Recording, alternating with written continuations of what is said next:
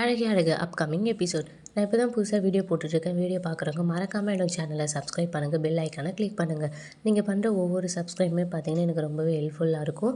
அதனால் மறக்காமல் சப்ஸ்கிரைப் பண்ணுங்கள். வீடியோ இன்ட்ரெஸ்டிங்காக இருக்கணும்னு சொல்லிட்டு பார்த்தீங்கன்னா நடுவில் ஒரு விடுகதை கேட்டிருப்பேன். அந்த விடுகதையை பார்த்தோன்னே யார் ஆன்சர் கண்டுபிடிச்சிங்கன்னு கமெண்ட் பண்ணுங்கள். ஆன்சர் தெரியாதவங்க வீடியோ கடைசியில் பார்த்து தெரிஞ்சுக்கோங்க.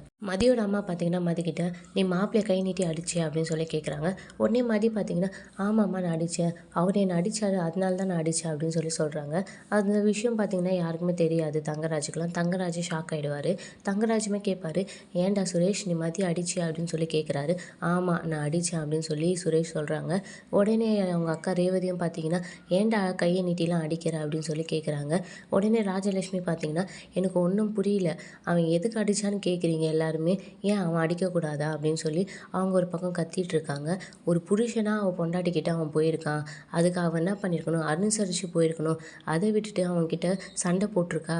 சண்டை போட்டதும் இல்லாமல் வாய்க்கு வந்தபடிலாம் பேசினா, உனக்கு அறிவு இல்லையா, அது இல்லையா அப்படின்னு சொல்லி பேசுகிறா, உங்கள் பொண்ணு இங்கிலீஷ்லலாம் பேசி திட்டுறா அப்படின்னு சொல்லி சொல்கிறாங்க.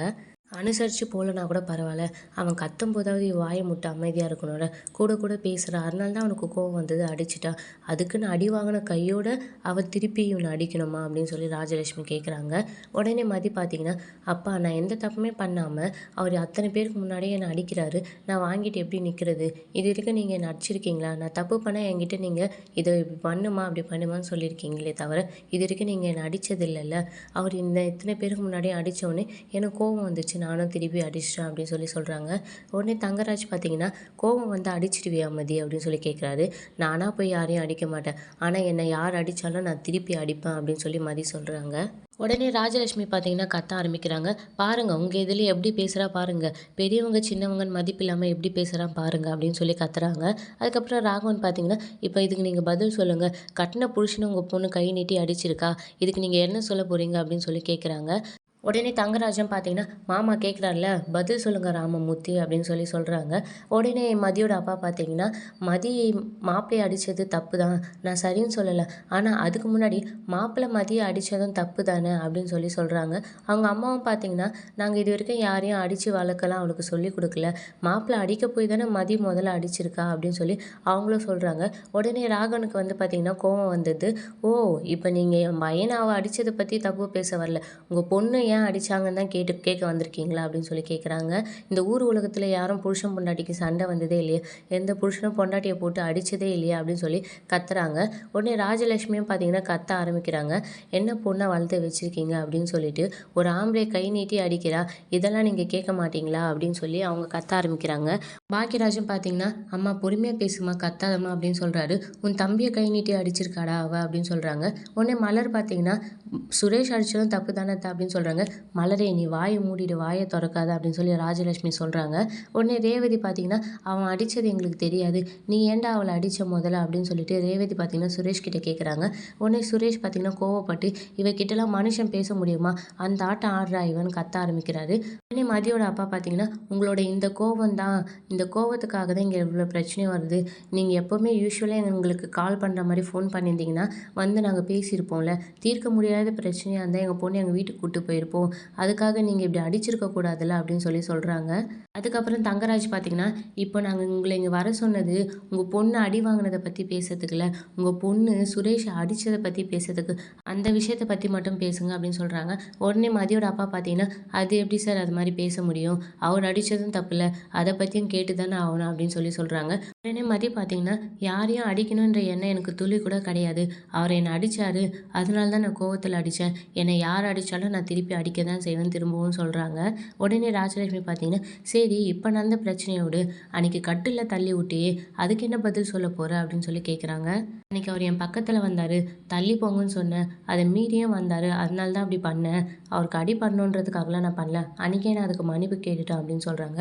உடனே ராஜலட்சுமி பார்த்தீங்கன்னா உன்னை என்ன அலங்காரம் பண்ணி வைக்கிறதுக்காகவா கூப்பிட்டு வந்தாங்க, புருஷனை பக்கத்தில் வரதான் செய்வான் அப்படின்னு சொல்லி ராஜலட்சுமி சொல்கிறாங்க.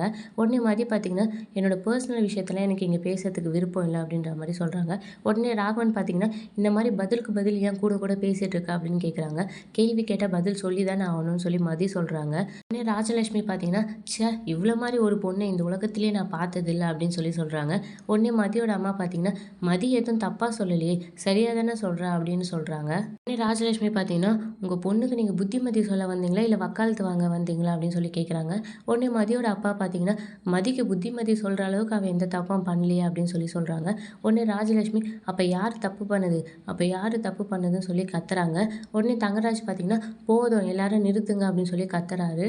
ஒருத்தர் மாற்றி ஒருத்தர் கத்துறதுக்காக இப்போ இங்கே யாரும் வரல, இந்த பிரச்சனைக்கு ஒரு முடிவு கட்டுறதுக்கு தான் வந்திருக்கோம், அந்த முடிவு என்னன்னு முதல்ல பார்ப்போம் அப்படின்னு தங்கராஜ் சொல்கிறாரு.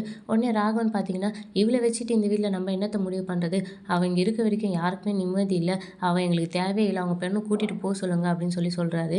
உடனே மதியோட அப்பா பார்த்தீங்கன்னா நாங்கள் எங்கள் பொண்ணை கூட்டிகிட்டு போக தயாராக தான் இருக்கோம், இந்த நிமிஷத்துமே நீங்கள் அவள் இங்கே இருக்க வேணாம்னு நினச்சிங்கன்னா நாங்கள் கூட்டிகிட்டு போகிறோம் அப்படின்னு சொல்கிறாரு. உடனே தங்கராஜ் பார்த்தீங்கன்னா அவள் எங்கே போயிட்டா அவருக்கு அசிங்கமாயிடும் அப்படின்னு நினச்சிட்டு பார்த்தீங்கன்னா உங்கள் பொண்ணு நீங்கள் கூட்டிகிட்டு போக வேண்டாம், அதுக்கெல்லாம் அவசியம் இல்லை, என்னதான் இருந்தாலும் மதி சுரேஷ் அடிச்சது தப்பு தான், அதுக்காக இந்த வீட்டு பெரியவங்ககிட்டயும் சுரேஷ்கிட்டையும் மதியை மன்னிப்பு கேட்க சொல்லுங்கள், அதோட எல்லாத்தையும் முடிச்சிக்கலாம் அப்படின்னு சொல்கிறாங்க. உடனே மலர் பார்த்தீங்கன்னா போச்சுடா ஆரம்பிச்சிட்டாரா, எதுக்கேத்தாலும் மன்னிப்பு கேளுங்க மன்னிப்பு கேளுங்கன்ட்டு மனசில் நினைக்கிறாங்க. உடனே மதியை பார்த்தீங்கன்னா நீ பண்ணது தப்பு தானே மதி, சாரி கேளு அப்படின்னு சொல்லி சொல்கிறாங்க. உடனே மதி பார்த்தீங்கன்னா நான் எதுக்கு சாரி கேட்கணும், முதல்ல அடித்தது அவர் தானே, முதல்ல அவரை சாரி கேட்க சொல்லுங்கள், அதுக்கப்புறம் நான் சாரி கேட்குறேன் அப்படின்னு சொல்கிறாங்க. உடனே சுரேஷ் கத்த ஆரம்பிச்சிடான், என்னால் மன்னிப்பு கேட்க முடியாது அப்படின்னு சொல்லிட்டு. மலர் பார்த்தீங்கன்னா நீ பண்ணதும் தப்பு தான்டா, நீ முதல்ல அடிக்க போய் தானே இவ்வளோ பெரிய பிரச்சனையாச்சு, அதனால் நீயும் தாண்டா கேட்கணும் அப்படின்னு சொல்கிறாங்க. ரேவதியுமே பார்த்தீங்கன்னா அதே தான் சொல்கிறாங்க, நீ அடிச்சது தப்பு தான்டா, நீ முதல்ல சாரி கேள்றா அப்படின்னு சொல்லிட்டு. உடனே ராகவன் பார்த்தீங்கன்னா அவன் எதுக்கு சாரி கேட்கணும் அப்படின்னு சொல்லி அவர் ஒரு பக்கம் கத்துறாரு. உடனே தங்கராஜ் பார்த்தீங்கன்னா இப்போ என்ன மதி, சுரேஷ் அடிச்சதுனால நீ அடிச்ச, இப்போ சுரேஷ் சாரி கேட்ட நீ சாரி கேட்ப தானே அப்படின்னு சொல்லி கேட்குறாரு. உடனே சுரேஷ் ராகவனை கத்த ஆரம்பிச்சிடுறாங்க, என்னால் மன்னிப்பு கேட்க முடியாது அப்படின்னு சொல்லிட்டு. அதுக்கப்புறம் தங்கராஜ் பார்த்தீங்கன்னா ராகவனை தனியாக கூட்டு போய் மாமா நான் சொல்கிறத கேளுங்க, மதி இதே கோவத்தோட போலீஸ் ஸ்டேஷன் போனானா இது டொமஸ்டிக் வயலன்ஸ்னு ஆகிடும், அப்புறம் எல்லாரும் கூட்டு போய் ஸ்டேஷனில் உட்கார வச்சுருவாங்க, போன வாட்டி மாதிரி வெளியில் ஈஸியாலாம் விட மாட்டாங்க, அங்கேயே உட்கார வேண்டியது தான் அப்படின்ற மாதிரி சொல்கிறாரு. உடனே ராகவன் பார்த்தீங்கன்னா இப்போ என்னதான் மாப்பிள்ளை இப்போ நீங்கள் செய்யலான்னு சொல்கிறீங்க, சுரேஷ் முதல்ல மன்னிப்பு கேட்கட்டும், அதுக்கப்புறம் மதியும் கேட்கட்டும், இந்த பிரச்சனையை நம்ம இதோடு முடிக்கலாம், அதுதான் எல்லாருக்கும் நல்லது அப்படின்னு சொல்லி அவரை கூப்பிட்டு வராரு. அதுக்கப்புறம் பார்த்தீங்கன்னா அவங்க வந்துட்டு பார்த்தீங்கன்னா சுரேஷை சாரி கேட்க சொல்கிறாங்க.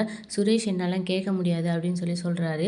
அதுக்கப்புறம் பார்த்தீங்கன்னா ஒரு சாரி கேட்கறதுனால என்ன ஆகிட போகுது கேளுடா அப்படின்னு சொல்லிட்டு அவங்க அப்பா சொல்கிறாங்க, பாக்கியராஜ்னு சொல்கிறாரு. அதுக்கப்புறம் ரேவதியிலேருந்து மலர் எல்லாருமே சொல்கிறாங்க. ஒரு நிமிஷம் சுரேஷ் யோசிச்சு பார்த்துட்டு பார்த்தீங்கன்னா சாரி அப்படின்னு சொல்லி சொல்கிறாரு. அதுக்கப்புறம் பாக்கியராஜ் பார்த்தீங்கன்னா அவன் தான் சொல்லிட்டாலே இப்போ நீ சொல்லு அப்படின்னு சொல்லி சொல்கிறாங்க. உடனே மதியம் பார்த்தீங்கன்னா அடித்தது தப்பு தான் சாரி அப்படின்னு சொல்லி சொல்கிறாங்க. உடனே பார்த்தீங்கன்னா என்னை அடித்தது இதுவே கடைசியாக இருக்கட்டும், இன்னொரு வாட்டி அடிச்சிங்கன்னா நான் திருப்பவும் அடிப்பேன், ஆனால் சாரிலாம் கேட்க மாட்டேன் அப்படின்னு சொல்கிறாங்க. உடனே ராகவன் கத்த ஆரம்பிச்சிடாரு, இப்படிலாம் பேசுகிறா பாருங்க அப்படின்னு சொல்கிறாரு. உடனே தங்கராஜ் பார்த்தீங்கன்னா அதான் மன்னிப்பு கேட்டாச்சுல, இத்தோடு இந்த பிரச்சனையை விட்டுடலாம், ஒருத்தர் மாற்றி ஒருத்தர் பேசிட்டே இருந்தால் பிரச்சனை பெருசாக தான் ஆகிட்டு இருக்கும் அப்படின்னு சொல்லிட்டு மதியோட அப்பா அம்மா கிட்ட பார்த்தீங்கன்னா வந்ததுக்கு 4 வார்த்தை அறிவுரை சொல்லிட்டு போங்க அப்படின்னு சொல்லி சொல்கிறாங்க. விடுகதை நான் தான் சகலமும், என்னை பார்க்க முடியாது பிடிக்க முடியாது, எனக்கு வாய் இல்லை, ஆனால் நான் ஓசை எழுப்புவேன், நான் யார். அதுக்கப்புறம் மதியோட அப்பா அம்மா பார்த்தீங்கன்னா மதியை தனியாக கூப்பிட்டு போய் பேசுகிறாங்க. நீ எங்கள் கூட எங்கள் வீட்டுக்கே வந்துடுமா, இங்கே இவ்வளோ பிரச்சனை ஆனதுக்கப்புறம் உன்னை இங்கே விட்டுட்டு போகிறதுக்கு எங்களுக்கு மனசே இல்லை அப்படின்னு சொல்லி கேட்குறாங்க. உடனே மதி பார்த்தீங்கன்னா இந்த சமயத்தில் நாங்கள் வந்தது சரியாக இருக்காது அப்படின்னு சொல்கிறாங்க. என்ன சரியாக இருக்காது, நம்ம வீட்டுக்கு தானே வர, நீ வந்து கொஞ்ச நாள் அங்கே இரு, கொஞ்ச நாள் கழிச்சு கூட இங்கே வா அப்படின்னு சொல்கிறாங்க. ஆனால் மதி பார்த்தீங்கன்னா நான் வரல அப்படின்னு சொல்கிறாங்க. நாங்கள் வீட்டுக்கு போய் சேர்றதுக்குள்ளே அடுத்து ஏதாவது பிரச்சனை வந்துடுமோன்னு பயமாக இருக்குது அப்படின்னு சொல்கிறாங்க. நான் எதுவாக இருந்தாலும் உங்களுக்கு ஃபோன் பண்ணுறேம்மா அப்படின்னு மதி சொல்கிறாங்க. நீ ஃபோன் பண்ணுறதுக்கு முன்னாடி தான் இங்கே இருக்கவங்க பண்ணிடுறாங்களே, இங்கே தெரியாமல் உன்னை கட்டி கொடுத்துட்டோம் அப்படின்னு சொல்லிட்டு ரொம்பவே வருத்தப்படுறாங்க. உடனே மதி பார்த்தீங்கன்னா எனக்காக நீங்கள் ரொம்ப வருத்தப்படாதீங்க, என்னை பார்த்துக்க எனக்கு தெரியும் அப்படின்னு சொல்கிறாங்க. அப்போனா நீ வீட்டுக்கு வரலையா அப்படின்னு சொல்லி அவங்க அம்மா கேட்குறாங்க. இல்லைம்மா நான் வரல, நீங்கள் போயிட்டு வாங்க அப்படின்னு சொல்கிறாங்க. அதுக்கப்புறம் மதியோட அப்பா அம்மா பார்த்தீங்கன்னா எல்லாருக்கிட்டேயும் வந்து இதுக்கு முன்னாடி பிரச்சனைனா எப்படி எங்களுக்கு கால் பண்ணுவீங்களோ இனிமேலும் அதே மாதிரி ஃபோன் பண்ணுங்கள், நாங்கள் வந்து எங்கள் பொண்ணை கூப்பிட்டு போய் வைக்கிறோம், அவளுக்கு அப்பா அம்மா ஒரு குடும்பம்னு இருக்குது, அவளை அடிச்சே கொன்றாதீங்க அப்படின்னு சொல்லி கையெழுத்து கும்பிட்றாரு. உடனே அவங்க மாமியார் பார்த்தீங்கன்னா யார் இவளையா, நாங்கள் ஒரு அடி அடித்தா திருப்பி 10 அடி அடிப்பா, இவளை நாங்கள் அடித்து கொன்றுவோமா, கொஞ்சமாவது மனசாட்சியோடு பேசுங்க அப்படின்னு சொல்கிறாரு. உடனே தங்கராஜ் பார்த்தீங்கன்னா உங்கள் பொண்ணுக்கு இங்கே எதுவும் ஆகாது, நீங்கள் கிளம்புங்க அப்படின்னு சொல்கிறாங்க. உடனே ராமமூர்த்தி பார்த்தீங்கன்னா இவங்க கல்யாணம் எப்படி நடந்ததுன்னு எனக்கு தெரியும், வீடு கையை விட்டு போயிடுமோல என் பொண்ணை நான் இங்கே கட்டி கொடுக்கல, இது ஒரு நல்ல குடும்பம், இங்கே இருக்கவங்களாம் நல்லவங்கன்னு சொல்லி தான் நான் கட்டி கொடுத்தேன் அப்படின்னு சொல்கிறாரு. உடனே தங்கராஜ் பார்த்தீங்கன்னா இப்போவும் இங்கே இருக்கவங்களாம் நல்லவங்க தான், உங்கள் பொண்ணுக்கு எதுவும் ஆகாது, நீங்கள் பயப்படாமல் போங்க அப்படின்னு சொல்கிறாரு.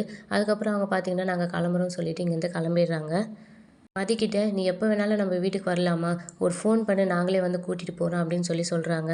அப்புறம் மதி பார்த்தீங்கன்னா, என்னை பற்றி நீ கவலைப்படாதம்மா, நீங்கள் அழாமல் போங்க அப்படின்னு சொல்லி அவங்கள அமுச்சு வச்சுடுறாங்க. அவங்க போனதுக்கப்புறம் ராஜலட்சுமி பார்த்தீங்கன்னா, வந்தவங்களா லட்சணமாக பொண்ணுக்கு அறிவுரை சொல்லுவாங்கன்னு பார்த்தா, அதை விட்டுட்டு இன்னும் ஏற்றி விட்டுட்டு போகிறாங்க அப்படின்னு சொல்கிறாங்க. உடனே ரேவதி பார்த்தீங்கன்னா, மா நீ சுரேஷ்க்கு அறிவுரை சொன்னியா? நீ செய்யாத போது அவங்க செய்யணும்னு மட்டும் எதுக்குமா நீ எதிர்பார்க்குற அப்படின்னு சொல்கிறாங்க. உடனே தங்கராஜ் பார்த்தீங்கன்னா, ரேவதி இது உன் குடும்பம், நீ உன் குடும்பத்துக்காக பேசுவியா இல்லை அவங்களுக்காக பேசுவியான்னு சொல்லி கேட்குறாரு. ஏங்க என்னதான் இருந்தாலும் நியாயத்தை பேசணும்ல அப்படின்னு சொல்கிறாங்க. உடனே ராஜலட்சுமி பார்த்தீங்கன்னா, எல்லாரும் நியாயம்னு இதை ஒன்று பிடிச்சிக்கோங்க அப்படின்னு சொல்லி கத்துறாங்க.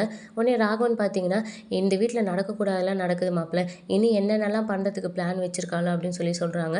உடனே தங்கராஜ் பார்த்தீங்கன்னா, நீங்கள் எதுக்காகவும் வருத்தப்படாதீங்க மாமா, இனிமேல் மதி எதுவும் பண்ண மாட்டா, நான் பார்த்துக்கிறேன் அப்படின்னு சொல்கிறாரு. அப்படியே பார்த்தீங்கன்னா இந்த எபிசோட முடிக்கிறாங்க. இனி அடுத்தடுத்து வரும் விறுவிறுப்புகளையும் சுவாரஸ்யங்களும் ஷார்ட் அண்ட் ஸ்வீட்டாக தெரிஞ்சுக்க மறக்காமல் என்னோட சேனலை சப்ஸ்கிரைப் பண்ணுங்கள். உங்களுடைய ஒவ்வொரு சப்ஸ்கிரைபுமே பார்த்தீங்கன்னா எனக்கு ரொம்பவே உதவியாக இருக்கும். சிறுகதையின் விடை காற்று.